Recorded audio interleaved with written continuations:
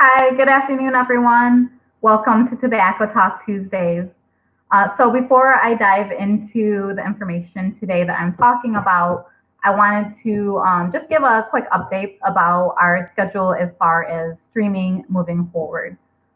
So we are moving Tobacco Talk Tuesdays to being streamed once a month moving forward, just due to increased demands within our tobacco programming in order to further meet the needs of our clients and support them. So as far as that schedule, what it will look like is we will be streaming every second Tuesday of the month. Caitlin and myself also do want to continue to be as much of a resource as possible to our community members and clients, especially as we continue navigating tough and emotional times. So I have added in our contact information in the comment section below just for you to be able to contact us via email or a phone call to help support you with your tobacco reduction goals, quitting goals, or just to provide any support to get you connected to other services that we can provide within Unified. And then also too, I want to just mention the Michigan Quit Line again. It's a great resource for anyone who's looking to receive further support with reducing or quitting their tobacco use. They do provide free nicotine replacement therapy for people who are underinsured or uninsured. So now let's begin. So the subject today that I want to talk about is extremely important to me, and that is the topic of how big tobacco has targeted Black communities over the decades. So for decades, big tobacco has been, and it still is, targeting specific communities for their own selfish gain, while millions of people are literally dying in the consequence of this. So children, women, the LGBTQ plus community, the Latinx community, the Black communities. These are just a few examples of the people and the communities that have been targeted by big tobacco. And this makes it a much bigger issue as far as tobacco than just a public health issue. It is a social justice issue. And unfortunately, most public health issues do stem from racial or socioeconomic inequity in some form. And I feel extremely passionate about this issue just because I have seen from both a professional and a personal perspective and lens how destructive tobacco is to the health of the consumer and those around them. And it's just awful the way that big tobacco companies have specifically targeted communities that are essentially disposable to them. Tobacco companies, in my opinion, really are the most lethal drug dealers in America. And this is, and greatly due to tobacco targeting with communities, more than 40,000 Black Americans die each year from tobacco-related diseases. And many, many more people are experiencing serious health-related illnesses or tobacco-related illnesses within their health. And tobacco is a major contributor to the 3 leading causes of death among Black people. And these 3 causes are heart disease, cancer, and stroke. I do want to point out also, not a lot of people are familiar with the role that tobacco plays in diabetes, but diabetes is the 4th leading cause of death in the Black community. And a lot of people don't realize the risk of developing diabetes does increase by 30 to 40% when you factor in cigarette use and other tobacco use. That is not small. That is hugely affecting us and our communities. And it's all from a preventable factor. To bring into context just how malicious and disturbing marketing practices of the tobacco industry have been and are, here is a quote that I'll read from a major tobacco company from the 80s. They said, "We don't smoke that, we just sell it. We reserve the right to smoke for the young, the poor, the Black, and stupid."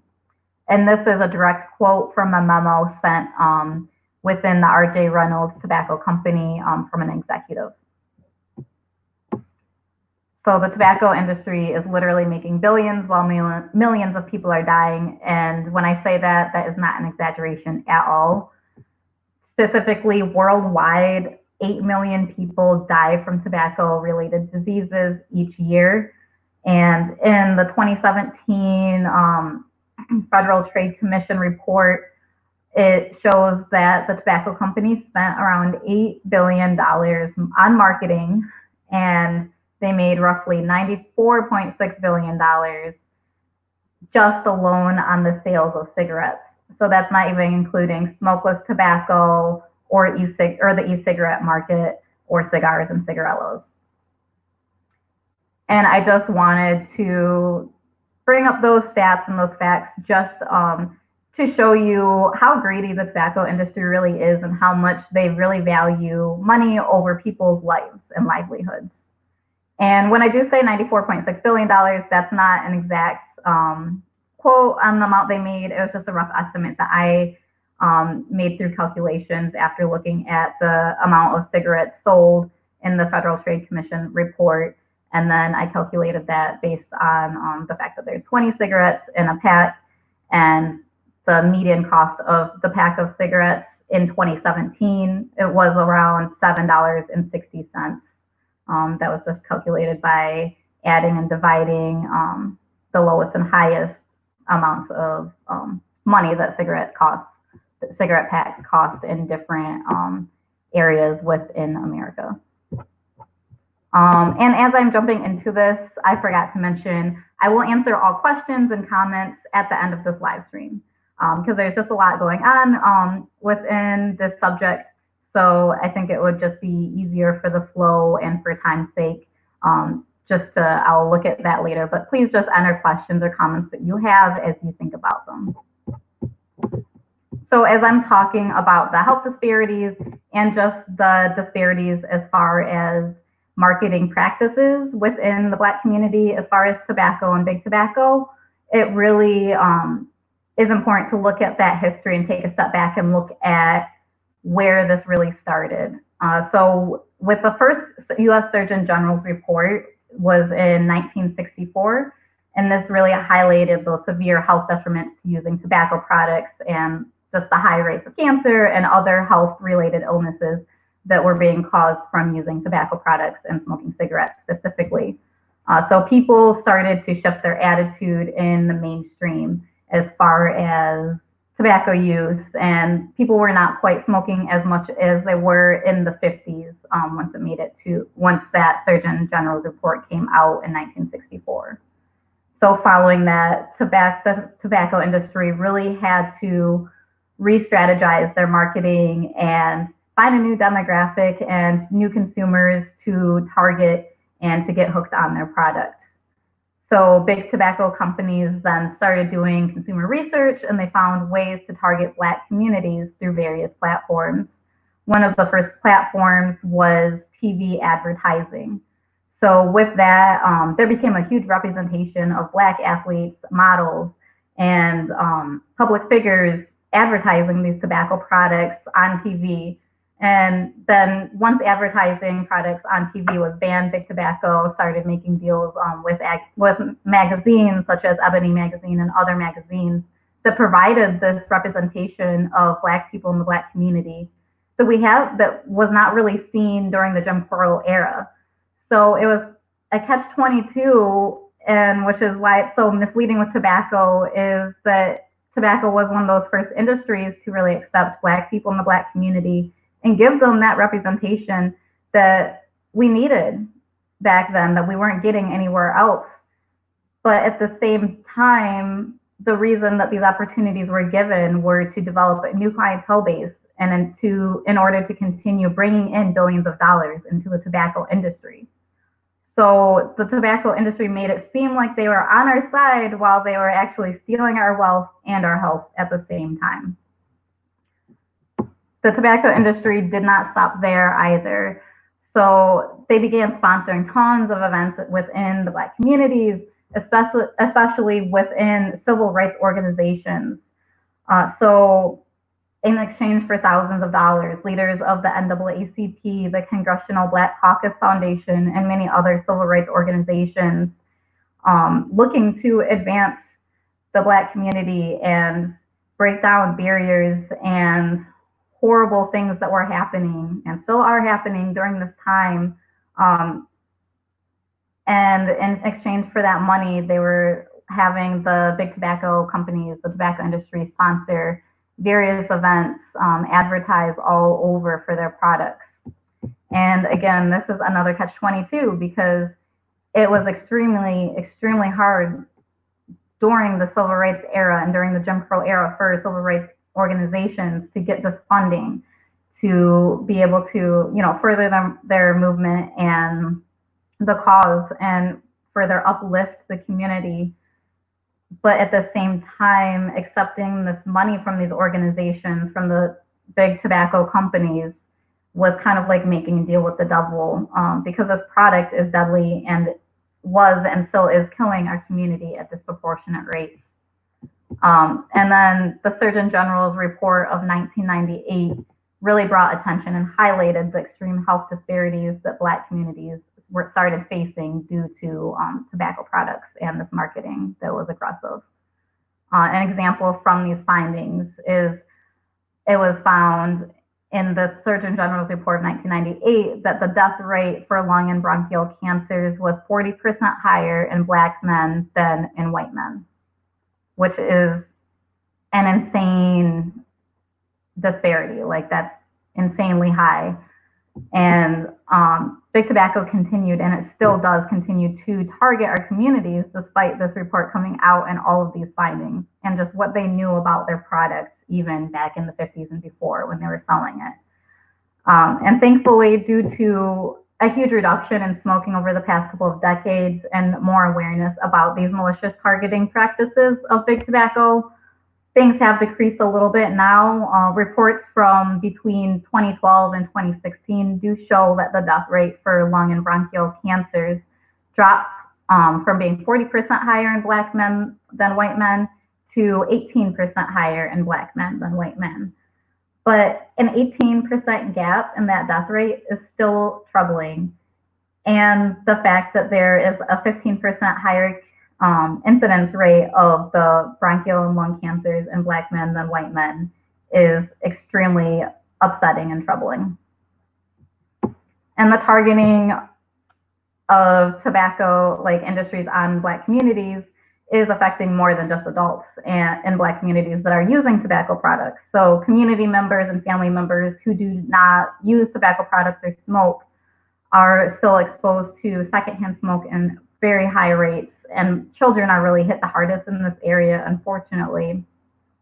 The CDC's website actually states that Black children are more likely to be exposed to secondhand smoke than any other racial or ethnic group in America.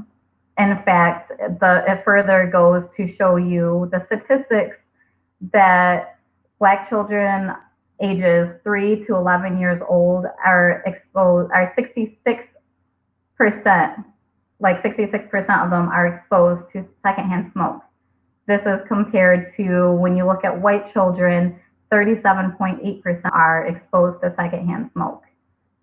In my opinion, 37.8% is still insanely high and just ridiculous for children to be exposed to that, but 66% is devastating. And this is ultimately setting up entire communities for developing lifelong health disparities that are out of their control due to such high exposure in early childhood, and that's when development is the most precarious. So we know that asthma and other health issues disproportionately affect the Black community, and secondhand smoke is one of those major contributors to this, especially regarding children, and it only further exacerbates any other conditions that are going on.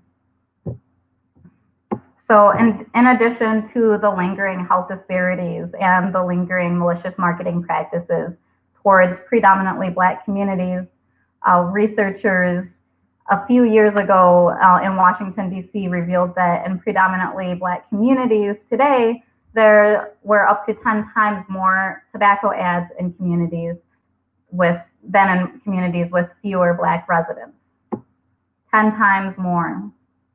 And further, menthol products and small cigars are stocked in higher quantities in stores that exist in predominantly Black communities. So it's just setting individuals up to have all of these deadly products just consistently at your fingertips. It's everywhere. It's unavoidable almost. And further, menthol products are extremely damaging, and from the CDC report, areas with large racial or ethnic minority populations tend to have more tobacco retailers located within them, and this contributes to that greater advertising exposure that I was kind of touching on. And menthol products are given more shelf space in retail outlets in like predominantly Black communities and other minority communities too. And as I talk about the damaging effects of menthol cigarettes and just how much more addictive they are, I want to note that further, like this exposure in the Black community of menthol cigarettes is not just purely like supply and demand, that Black people consciously do prefer menthol cigarettes. It has been through decades, literally decades, of aggressive marketing and advertising of almost only menthol cigarettes to the Black community. So there's no coincidence at all that this is a problem today. So as we take a step back and we look into history, I kind of want to highlight the thumbnail that I put on for this live stream, where it shows that ad from the Cool cigarette brand company. And just like what they said in there, cool, because we don't like rough puffs. This is just one of the many advertisements that was wrapping up like across the board during the 80s and even through the 2000s of cigarette companies marketing the specific type of cigarette to the Black community. And a quote from the Cool brand memo regarding a program where they literally just like drove vans around and traveled throughout different areas. Cool started in Houston distributing these free cigarettes, just distributing cigarettes freely to people so that they knew that they were going to be addictive and get them hooked on it. A quote from one of the executives says, a total of 1.9 million samples will be distributed to targeted smokers in 1983. Sample distribution will be targeted to housing projects, clubs, community organizations, and events where Cool's Black young adult target congregate. So they were intentionally targeting these individuals and communities. And even further, when we look at that timeline, so how I said that it's been decades in the making of aggressively marketing the specific type of cigarette that is more addictive to these communities, we can take a look at the baseline. So in 1953, this was before a lot of the aggressive marketing and advertisements started towards Black communities. 5% of Black Americans used mentholated cigarettes. This is compared to 3% of white Americans who used mentholated cigarettes. So the difference is not that big right now. 1968, the amount of Black Americans that use mentholated cigarettes tripled to 14%. And then as we look at 1976, the amount tripled again to 42% of Black Americans using mentholated cigarettes. As we look at today, around the 2000s, over 80% of Black Americans use mentholated cigarettes. Even deeper in that, 88% of adults use it, and 83% of young adults or adolescents use mentholated cigarettes. And this is compared to 26% of all white smokers. So we went from 5% and 3%, making about a 2% difference, and now we're around like over 50% difference. And this is over years and years of very specific, malicious, targeted marketing strategies towards our communities. And again, to restate why this is extremely important to know is because mentholated cigarettes are more addictive than non-mentholated cigarettes. And there's a couple of reasons here. So the CDC, on their area where they state research about mentholated cigarettes versus non-mentholated cigarettes, they showcase that there's research that supports that mentholated cigarettes are more addictive than non-menthol cigarettes. And this is in part because mentholated cigarettes are make harmful chemicals more easily absorbed within the body. And this is likely because menthol does make it easier to inhale cigarette smoke. So menthol is a derivative from mint leaves, and it actually has like antiseptic properties, and it gives you that cooling sensation, which is great in a cough drop when you need it and you need to soothe your throat and coat your throat so that you're not feeling scratchiness or you're not feeling like any pain when you have a sore throat. But when you're smoking a mentholated cigarette, the menthol is doing that same thing of coating your throat. It feels a lot smoother going down when you inhale a mentholated cigarette. That makes it a lot more likely that people are inhaling a little bit deeper. And they're also possibly inhaling a little bit longer than they would in a non-mentholated cigarette. And that just gives those harmful chemicals more of an opportunity to absorb through your mucous membranes and your throat. And it just gives you that illusion too that it's not quite as harmful when you're smoking that type of cigarette. And that does make a difference, and that is very important, and something that I have learned over my time working with clients within tobacco treatment is that if you don't feel that something is harming you right away, it is a less incentive to quit, or it just makes it harder to quit too if you're trying to quit because you're smoking this and it seems to give you this relief and it makes you feel good. You don't feel that cough or that scratchy throat quite as much. It's pretty terrible. And so regarding menthol and policy, there's been a continuous fight over the years with putting restrictions on mentholated cigarettes and ultimately trying to ban this flavor out of cigarettes. So when we look at 2009, under Barack Obama, Congress passed the Family Smoking Prevention and Tobacco Control Act, and this banned all flavors from cigarettes except for menthol. So menthol was originally in this bill, but the tobacco industry successfully lobbied to have it removed. And this just allows them to continue to target youth and minority communities, even if they say that they're not doing it. A big reason that Big Tobacco wants to keep mentholated cigarettes is to keep their clientele base and to continue targeting high school students that do choose to use combustible cigarettes. And I'm not going to get into everything about e-cigarettes, but they're doing a similar thing with that. So as I wrap up here, because I know I've been talking for a little bit, I just want to kind of bring a call to action to everyone who's watching this. Hopefully you feel as enraged and upset about this as I am.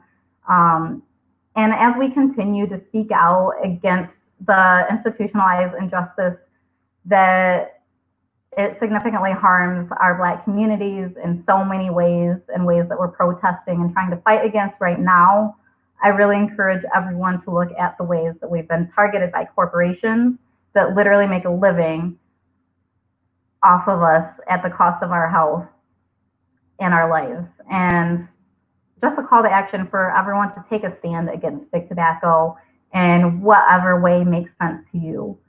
So there's tons of ways to really get involved and to take the stand against their malicious practices and just the horrible morals and values that they stand for. Just a few that I've outlined. Just continue to educate yourself, your youth, your peers on the way that big tobacco intentionally harms and targets individuals and communities. Practice no menthol Sundays. And what that means is on Sundays, it kind of develops more out of like religious and church groups, but even if you're not religious, you can use Sunday as that sacred day for your health, for your body, as your temple, and don't smoke mentholated cigarettes, or go even further and don't use any tobacco products. Pay attention to the policies that are being passed in your communities and hold your city officials accountable to make sure that the tobacco policies being passed actually do help your community. So Tobacco 21 is a great idea, and I am extremely happy that that is a thing now and it's gotten passed, but it's not, policies like that are not effective if we completely ignore the fact that there are so many places in marginalized communities that still sell loosies, that are still selling to minors and not being held accountable for either of these practices that are and have been illegal for many years. It's like we can put as many policies as we want that will support and further help protect the mainstream youth. But if we're not doing anything to protect youth and citizens that have been targeted, then that's not acceptable. So, and that's something that I myself want to get better at, is learning about the policies, looking to see who's making what decision and how I can better influence that decision to make it more equitable for all. Most importantly, never quit quitting, no matter how hard it is. So myself and my coworker, Caitlin, again, we're here to support you with your tobacco reduction goals, for even just learning about tobacco and more things that might be important to you as far as tobacco products and the industry is concerned. In the comments, I have added just some other resources as well that for further exploration on this topic of social justice and tobacco, and how you can specifically get involved and learn more about the Black community's history with the tobacco industry. Specifically, the African American Tobacco Control Leadership Council does wonderful work, and they're nationwide. So check out their website. They have a lot of great resources. And the documentary, Black Lives, Black Lungs, extremely powerful. That's something that really opened my eyes to the injustice and just targeting practices of big tobacco when I started my work here. So check it out, and I'll open it up to see if there are any questions at all. Again, here, let me link this in.